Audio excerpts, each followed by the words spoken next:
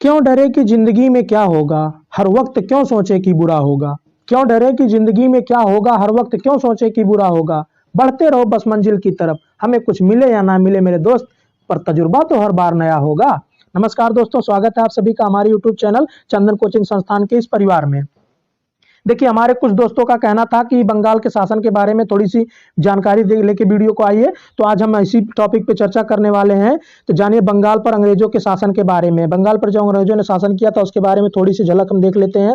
फिर इसका अगर आप लोग और अच्छे से चाहेंगे तो और अच्छे से मैं इसकी वीडियो बना दूंगा, तो इसके बारे में पहले देखते हैं। उसके पहले मैं आप लोगों से इतनी सी बात कहना चाहता हूं कि अगर चैनल पे नए हैं तो चैनल को सब्सक्राइब कर लीजिएगा और बेल आइकन को दबा लीजिएगा, क्योंकि यहाँ पर आपको सभी विषयों के जितने भी प्रतियोगी परीक्षाएं उन सभी विषयों की मोस्ट इंपॉर्टेंट क्वेश्चन के बारे में ही जिक्र किया जाएगा, और समय आने पर इस पर टॉपिक वाइज भी सब्जेक्ट को भी चलाया जाएगा। लेकिन फिलहाल अभी तो यहाँ पर आप लोगों को मोस्ट इंपॉर्टेंट क्वेश्चन के बारे में ही बताया जाएगा, और कुछ छोटी छोटी चीजों के बारे में ट्रिक भी बताई जाएगी, और वीकली करंट अफेयर भी बताया जाएगा जो टेस्ट बेसिस होगा, जिसमें हम आप लोगों के लिए थोड़ा थोड़ा सा समय देते रहेंगे। उसके बाद आप लोग अपना आंसर देते रहेंगे, तो बने रहिएगा आप लोग वीडियो के लास्ट तक। चलिए शुरू करते हैं। कितनी रोमांटिक बातें हैं, रोमांटिक नहीं है, मतलब कितनी रोचक तथ्यपूर्ण है, ये सब चीजें जानना हमारे लिए कितना ही आवश्यक होता है।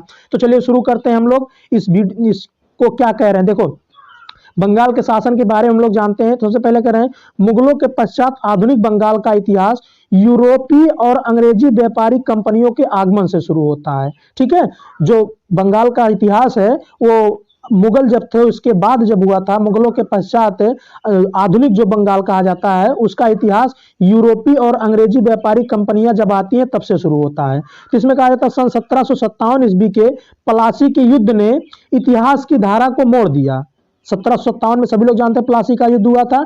इसमें इतिहास की धारा को मोड़ दिया कैसे, जब अंग्रेजों ने पहले बंगाल और भारत पर अपना पांव जमाया। ठीक है, 1787 का प्लासी का युद्ध हुआ, उसमें युद्ध में अंग्रेजों ने जीत लिया, तो जिससे अंग्रेजों ने पहले ही बंगाल पर और बंगाल के साथ साथ, क्योंकि बंगाल भारत में था, तो भारत में अपना पांव जमा लिया। बढ़ते हैं आगे, देखिए क्या कह रहा है। तो उसमें क्या क्या चीजें हुई, देखिए कह रहा बंगाल पर अंग्रेजों का आधिपत्य, मुगल साम्राज्य के अंतर्गत आने वाले प्रांतों में बंगाल सर्वाधिक संपन्न था। मतलब जितने भी मुगल साम्राज्य के जितने भी आधिपत्य क्षेत्र थे उसमें जो बंगाल था सबसे संपन्न और सबसे शक्तिशाली था। ठीक है, तो उस पर उन लोगों ने अधिकार जमा लिया। फिर उसके बाद आता है प्लासी का युद्ध।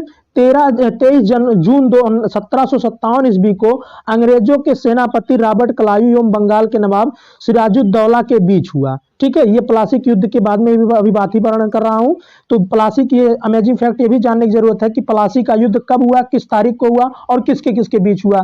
तो ये 23 जून 1757 ईस्वी को अंग्रेज एक तरफ थे, और अंग्रेज का जो सेनापति था उसका नाम रॉबर्ट क्लाइव था, और बंगाल का जो नवाब था जिसका नाम सिराजुद्दौला था उसके बीच हुआ था। ठीक है, तो इसमें क्या हुआ, जिसमें नवाब जो था सिराजुद्दौला जो था, जिसमें नवाब अपने सेनापति मीर जाफर की धोखाधड़ी के कारण पराजित हो गया।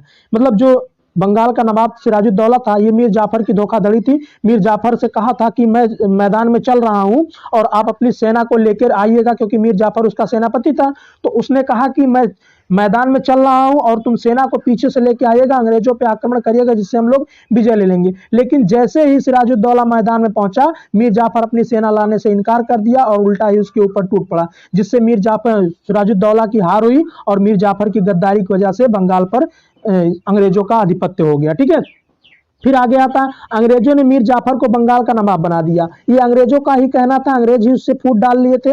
बताए थे मीर जाफर को, अगर तुम सिराजुद्दौला, क्योंकि सिराजुद्दौला एक इतना प्रतापी शासक था कि जो उसके खिलाफ जो भी आंख उठा देता तो उसकी आंखें निकालकर गोटियां खेल जाने वाला शासकों में से एक ही शासक था। ठीक है, ये ऐसा नवाब था जो कोई भी उसके खिलाफ आवाज नहीं उठा पाता था। तो अंग्रेजों को पता था कि बहुत ही ताकतवर से इसे जीत पाना मुश्किल है हम लोगों के लिए, तो इसलिए उन लोगों ने अपना हथियार अपनाया, जो कि फूट डालो और राज करो वाली बात थी। लालच दो, लालच दे के उनको मीर जाफर को अपनी तरफ मिला लिया, और मीर जाफर से कहा कि तुम अगर सिराजुद्दौला को हरा दोगे तो मैं बंगाल का नवाब तुम्हें बना दूंगा सिराजुद्दौला के स्थान पर। तो जिससे मीर जाफर लालच में आकर धोखाधड़ी कर देता है। फिर अगर कहता है, अब आगे देखिए क्या होता है, कलायू के हाथों की कठपुतली नवाब मीर जाफर को अंग्रेज ने 1760 में हटा दिया। ये होता ना कि गलत करोगे तो गलत पाओगे। पहले तो उनको नवाब बनाया वहां का बंगाल का, लेकिन 1760 में जब तक अंग्रेज चाहते थे कि जो मीर जाफर रहे वो हमारी हाथों की कठपुतली बनी रहे और हम लोग जैसे काम करना चाहें वैसे करें, जिससे ये हम लोगों का आधिपत्य यहाँ पर बना रहे। ठीक है, तो उससे जो है वहां पर कहा गया, तो वो जब उन लोगों की बातों को मानने से इनकार कर दिया, तो वहां पर अंग्रेजों ने उसको 1760 में हटाकर वहां से हटा दिया। ठीक है, और उसके दामाद जो था उसके साथ भी वही काम शुरू किया था। उसका दामाद जो मीर कासिम था उसको बंगाल का नवाब बना दिया। अब देखिए रोमांचक बात यहाँ पर आने वाली ये है, अच्छी इंटरेस्टेड बात ये आने वाली है कि कहा नहीं जाता है कि बुरे कर्म का बुरा नतीजा ना मानो तो करके देखो, और जिसने जिसने किया उसका जाके घर देखो।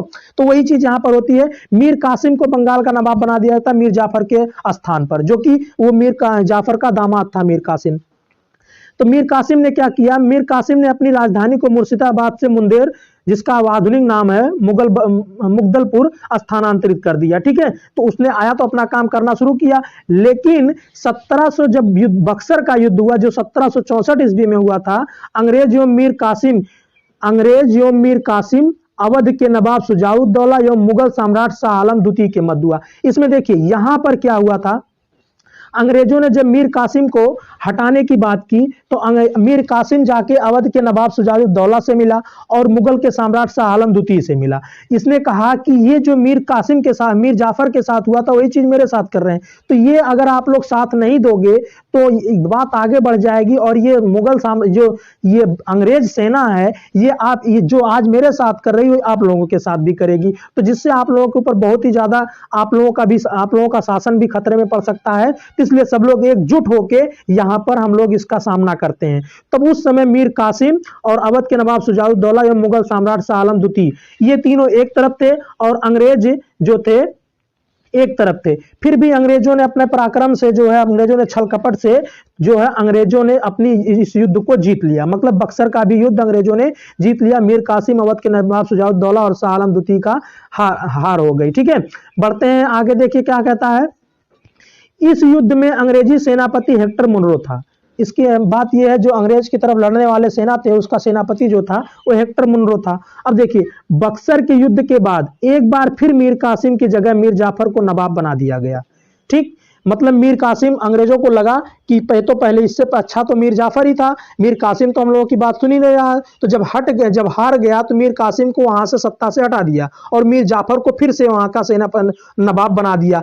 अंग्रेजों को राज करना नहीं था, अंग्रेज सीधे सीधे राज नहीं करना चाहते थे, वो किसी के आधार पे करना चाहते थे। तो मीर जाफर को बना दिया। मीर जाफर ने सोचा कि अंग्रेज मेरे साथ फिर से हो गए हैं, तो उसने बंगाल का नवाब उसको बना दिया। और 5 जनवरी 1765 में मीर जाफर, आगे देखते हैं, 5 जनवरी 1765 में मीर जाफर की मृत्यु हो गई। ठीक है, मीर जाफर जो था उसकी मृत्यु हो गई। फिर यहां से अंग्रेजी सेना का विस्तार होना शुरू हुआ और आप लोगों को पता ही था कि अंग्रेज सेना का अंग्रेजी कहां से कहां तक बढ़ते गए। उनका सबसे सॉलिड हथियार क्या था, आप लोगों को पता होगा कि फूट डालो और राज करो, फूट डालो और राज करो, ये उनका सबसे सॉलिड हथियार था। इसके बेस पर उन्होंने तमाम पूरे भारत पर आधिपत्य कर लिया था, जिसको भगाने के लिए हमारे देश के कितने नौजवान और कितने स्वतंत्रता सेनानी शहीद हो गए।